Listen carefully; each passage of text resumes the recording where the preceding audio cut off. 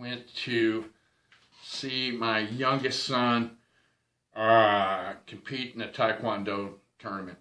And he did really good, especially in sparring. He ended up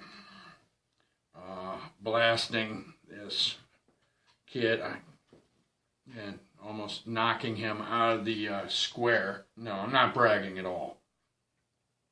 But anyways, nobody got hurt or anything, and that's good. You know, I don't want to see him, hurt somebody.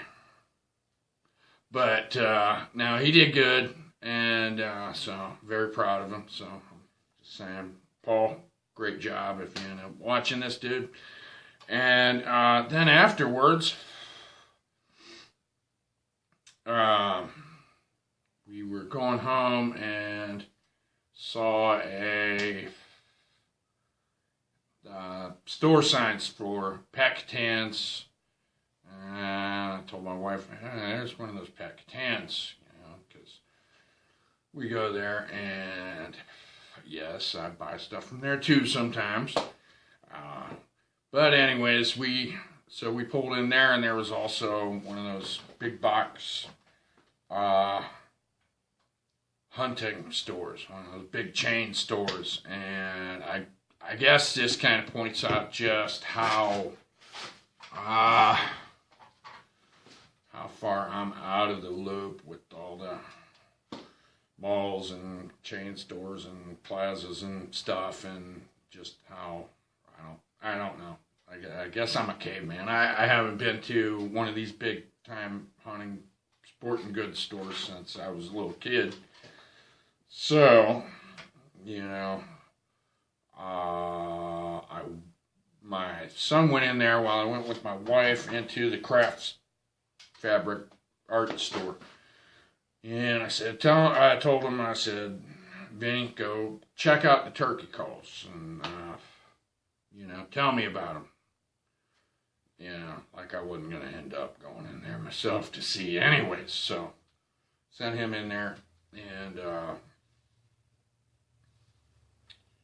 so I went to the art store with my wife, and then I'm like, I got to get out of this place.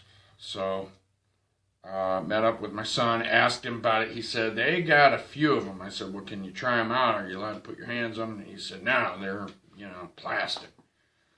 And yeah, this, I guess, illustrates just how hermity or whatever I am, because I ain't been in one of these joints forever. And I haven't looked at commercialized stuff for a long time. I mean, growing up, hunting supplies and stuff was, when I was a kid, get firearms for hunting or target practice or whatever. You ended up buying them from somebody, and didn't do much store shopping and stuff for things. So, get fishing rods, you get them at a garage sale or, whatever you could afford. But anyway, so I went, checked out these turkey calls, and then this is one of them big box stores. I'm not going to drop a name. It's one of them places where you get helped by somebody with a name like Kip or something, And so we're there, and then manager comes around and looks at me, and he says, oh, to my son, I see you brought the expert in. So, and my son said, yeah, he is. And I'm like, I don't know about that, but, I make calls. And tobacco alert. So anyways, I looked at him. I said, I've never been in a store, and this is the truth. I haven't seen these commercial ones. I haven't. I never held one, nothing. So, yeah, maybe I am a caveman or whatever. But, so I picked these things up. They got, 4 or 5 different models of the box calls, which is what I've been making. And, I make scratch boxes too. They didn't have any of those. They had the slate ones and those aluminum, round deals. But I've never made one of those yet anyway. So I wanted to see the box calls. So I'm picking these things up, and, these things might work great, but picked them up and I'm like looking at them and they're like wafer thin, and I wasn't trying to be rude. I don't like being rude to people just for the sake of being rude, but I don't like lying either. So he was asking me, what I thought about them, and I said, these are like chintzy. I mean, they're like junky. Yeah, because he asked for my opinion. I don't like being mean, but I was like, these are just not made well. One of them, the plastic was all loose and stuff, so I could kind of squawk it a little bit, and it made sound and all, but I'm looking at them, and I'm just like, my gosh, there's no, craftsmanship at all. And they put some kind of stuff on them to waterproof them, and some kind of stuff on them to make, which I believe is to help bring out, make more friction too. And, it looked like they took a permanent marker, scribbled on the underside of them, and on soundboards. I'm looking at these calls that are like that thin, and I can like fit them in between my thumb and my middle finger, and I'm like looking at them, and I'm looking at them, like, dang, they done got that black mercury looking stuff on the soundboard clear on the outside of them. I'm like, that looks bad. I didn't say that to the guy. I didn't sit there and run him down the whole time. But I did say, these are, I don't know, these are just so little. And he said, they keep getting smaller. And he said, what kind do you make? And I showed him pictures, and he's like, oh, yeah, those are a bit, those are a whole different level or whatever. And I'm not bragging here. Because, tobacco alert again, because, I'm just saying, I've seen these calls, and they're wanting $25 for these things. And I'm not saying people shouldn't buy them. They might work great. They sounded like they made sound even through the plastic crap, squiggling it a little bit. But, and I'm not even saying this so people just, buy my stuff. But, I mean, there's a lot of people who make calls and stuff, and I'm like, $25, I don't know. It might not be a big deal to people, but to me, I was like, after making calls, I don't know how many calls, 20-something, 30-something, I don't know how many calls I made, but I'm like, I wouldn't buy that. I mean, some of the wood and stuff was all crappy, and I'm looking at the grain, and they got grain running the wrong ways for calls, and I'm like, I'm just, and like I said, I'm not running them down to run them down, because I'm not going to say any brand names. These are like big brand deals that, I don't know, they use a CNC that, bores them out or whatever, but I thought, you know what, $25. I make these calls, and, they're boxes, literally, tobacco again. Some people got a problem with the smoking thing, that's their problem, I guess, but, I make calls that I'm like, heck with that. If people were going to spend $25 on a call, and it says authentic hardwood, whatever, poplar, tulip tree wood, that's all it is. And some of them have dark walnut paddles. Some of them have cherry paddles. I'm like, $25. I mean, I just,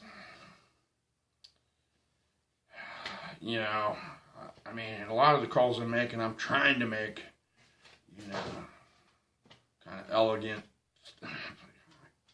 talk about turkey calls, but, finer produced calls. And I'm like, but for 25 bucks, you know what? I make some calls that, you know, like I have some calls that are made out of cedar. And they, you know, I actually have sides. They are a box put together. They're not going to come apart. I mean, they're held together good, and they really sound like turkeys, and they're really something, you know, I mean, I don't know, there's more substance to them. You know, I just grew up around woodworkers, and, you know, my dad was very meticulous about making sure things were strong and sturdy and gonna last. And I was really disappointed when I seen them calls out there. So I'm like, you know what? I make these cedar calls. I can, you know, I'll sell these things for, you know, like somebody wants to spend $25 or something. They can get one of these and know that, you know, somebody wasn't, you know, somebody actually worked on it and listened to it while they were making it. And, you know, it doesn't look like something you just grab and crush like that in your hands and watch fall into a pile. It's like, I can sell those for, you know, lower price, you know, than fancy schmancy high dollar ones, and just, you know, like $20, $25 depending on, you know, if I'm burning in artwork or whatever. But I'm like, these calls are that I've seen being sold. Now, you know, I'm sure there's good calls in some of these stores made by real folks, but I was like, man, I mean, my calls that I don't, you know, the ones that are, you know, kind of on the bottom scale of things, because, you know, it's like anything else. I mean, there's stuff I make that I spend lots of time, putting lots of time into. All of my stuff I end up putting in time because I got a big problem with wanting everything to be perfect. And I can never satisfy myself with, I don't think I'm ever making things good enough, and I keep working on that every day. So, but yeah, I mean, I'm going to have some calls, and, you know, they're going to be sturdy. They're going to, you know, they are sturdy. They stay together, and you know, you can, if you guys want, I mean, you know, some I'll sell for 20, some for 25 or whatever, but, man, you know, like I said, I'm not just doing it to pitch my stuff. This is my honest God reaction. This just happened half an hour ago, and, man, I thought they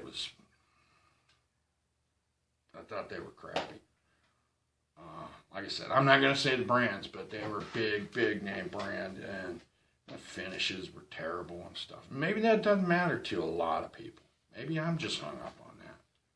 But, so I'm going to have calls, like, on eBay, because right now that's all I do, and just have, like, a buy it now or something. So, for, like, $20, $25, depending on, you know, if I'm burning stuff in it, it might be, you know, more towards 25, but I'm going to start selling some of these cedar calls because, man, I just, yeah, daggone it. I just looked at them and I'm like, man, I feel cheated over this. So, because I never seen them. As goofy as that sounds, you don't have to believe me, but it's the truth. I haven't put my hands on these. I've never been to any hunting shows. None of that stuff. So, that's the first time I actually held one of these things.